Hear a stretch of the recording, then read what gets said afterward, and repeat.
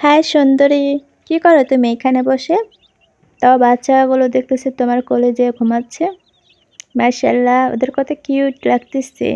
এ baby, তোমরা কি আমাদের কাছে আমি ভালো আছি। তুমি কেমন আছো? আমার বাচ্চারাও অনেক ভালো আছে। তোমার কাছে তো একটু মনের কথা কই, আর কার কাছে কোনো কও? এই মনের কষ্ট আর কেউ বোঝে না রে, তুমি একমাত্রই শুধু একটু বোঝো।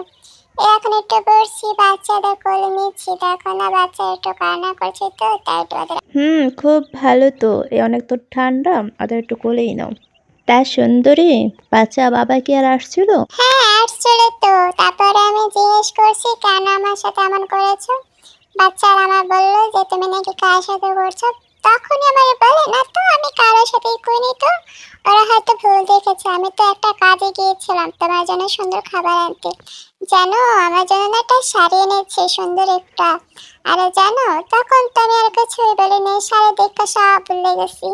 এই হচ্ছে ওদের মেন উদ্দেশ্য, ও বুঝছো? আচ্ছা, তাই। তা শাড়ি দেখে সব কিছু ভুলে গেল?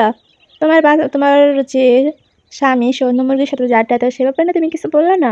বাহ তো বাহ। সময় হলে ঠিকই বলবো, ছেড়ে দেবো না।